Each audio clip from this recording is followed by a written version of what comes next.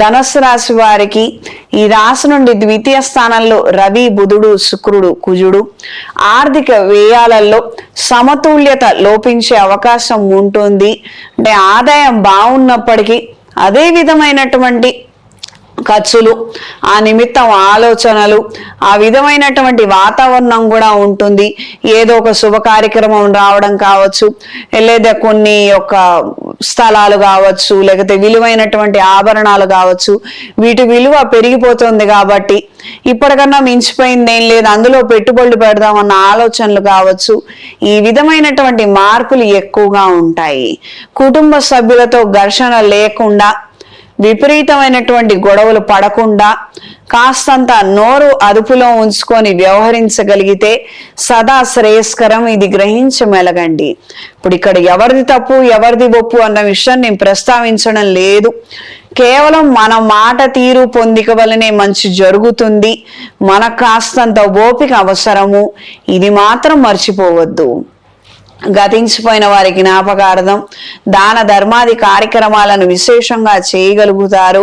Court వ్యవహారాది తీర్పుల్లో లాయర్లను మార్చాలన్న ఆలోచనలు ఎక్కువగా ఏర్పడతాయి. ఈ రాశిలో జన్మించిన స్త్రీలకు అనుకూలమైనటువంటి మార్పులు నిదానంగా ఏర్పడే అవకాశం ఉంది.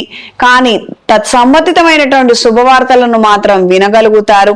కొంతమందితో ఉన్నటువంటి పరిచయాలు, వాళ్ళ ద్వారా తెలుసుకున్నటువంటి విషయాల వలన మీ జీవితంలో మంచి మార్పులను తీసుకురాగలుగుతారు. మీ ఆధ్వర్యంలో నిర్వహించే కార్యక్రమాలలో కూడాను మార్పులను తీసుకురాగలుగుతారు. శత్రువుల మీద ఎప్పుడూ ఒక కన్ను వేసుంచాలి. వాళ్ళు ఏం చేస్తున్నారు, ఎలా వెళుతున్నారు, ఏమిటన్నది తెలుసుకుంటూ ఉండాలి అన్న కుతూహలం మరింతగా పెరిగే అవకాశం ఉంటుంది. దూర ప్రయాణాలు అనుకూలంగా ఉంటాయి. వ్యవహారాలలో కాస్తంత నిదానంగా వ్యవహరించండి. అంటే మధ్యవర్తి సంతకాలు, ఇతరితర విషయాలు కావచ్చు, ఎక్కడైనా కాస్తంత నిదానం అవసరం. హడావుడి మీద మాత్రం ఏమీ చేయవద్దు.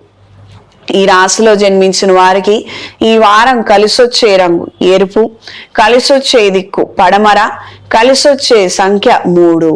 ప్రతిరోజు ఆదిత్య హృదయాన్ని పఠించండి. శనివారం రోజున శనికి తైలాభిషేకం చేయించి ఆంజనేయ స్వామి వారికి వడమాలను సమర్పించండి. రాబోయే మహాశివరాత్రి రోజున ఈ ధనస్సు రాశి వారు అఘోర పాశుపత హోమాన్ని జరిపించండి. అనుకున్న కార్యక్రమాలలో పురోగతిని సాధించగలుగుతారు.